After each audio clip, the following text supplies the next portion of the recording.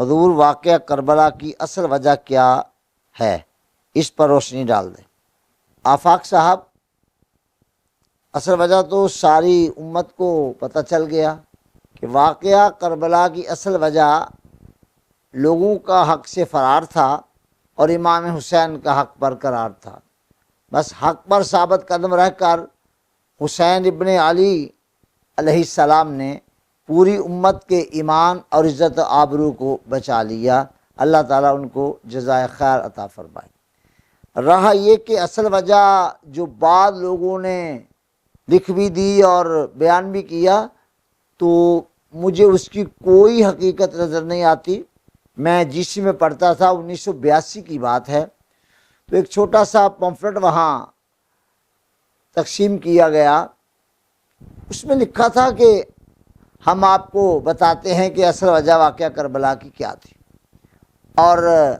اس میں یہ لکھا تھا کہ اصل میں بات یہ ہے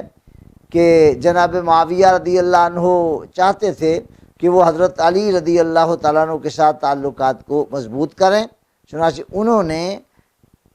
ان کے ساتھ تعلقات کو اچھا بنانے کے لیے ان سے گزارش کی کہ وہ اپنی صاحبزادی یعنی سیدہ زینب بنت علی رضی اللہ تعالیٰ عنہما کا رشتہ ان کے بیٹے یزید بن معاویہ کے لیے دے دیں۔ تو حضرت علی بھی تھوڑے تھوڑے تیار تھے،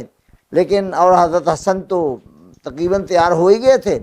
اور حضرت حسین ابن علی کی طبیعت بڑی ضدی تھی، انہوں نے اپنے بابا کو اور اپنے بھیا کو اس کام سے روکا۔ چنانچہ اصل پیچھے وجہ یہ تھی، رشتہ نہ ہوا اور وہ معاملہ اتنا بڑھ گیا کہ واقعہ کربلا تک رونما ہو گیا۔ ظاہر بات ہے کہ میں وہاں سے گریجویشن کر رہا تھا، میں بڑا پریشان ہوا، اور بھی جو اسٹوڈنٹس سے جنہوں نے پڑھا ان پر بھی ایک عجیب و غریب حالت طاری ہوئی۔ پھر میں نے اس پر اپنے اکابر سے رابطہ کیا، اور اپنے اکابر سے رابطہ کرنے کے بعد میں نے کہا کہ لیجئے اس کا جواب دیں آپ۔ پھر الحمدللہ انہوں نے مجھے نشاندہی کی کہ آپ فلاں فلاں فلاں کتاب کو پڑھیں، اور جہاں آپ کو مشکل ہو وہاں ہم حاضر ہیں۔ بہرنو ہم نے تلاش کر لیا کہ امام حمام جلال الدین سیوطی رحمۃ اللہ علیہ نے لکھا ہے کہ یزید دور رسالت مآب میں پیدا نہیں ہوا، عہد صدیقی میں بھی یزید پیدا نہیں ہوا، عہد فاروقی میں بھی نہیں تھا، عہد عثمانی میں جا کر کہیں 25 26 یا 27 ہجری کو یزید پیدا ہوا، اور حضرت سیدہ طیبہ طاہرہ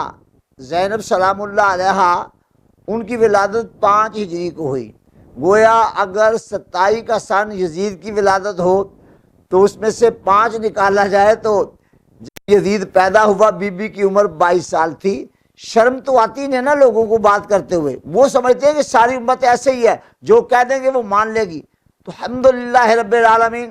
ابھی وہ بڑے بڑے خوارج زندہ تھے، جو بڑا ٹیں ٹیں کیا کرتے تھے نا، سارے ہی زندہ تھے، اور سب کے سر میں پھر ایسی خاک پڑی کہ اس کے بعد مدت تو پھر وہ نہیں بولے۔ اب پتہ نہیں ان کا کیا حال ہے۔ بہرحال اہل بیت کے بغض نے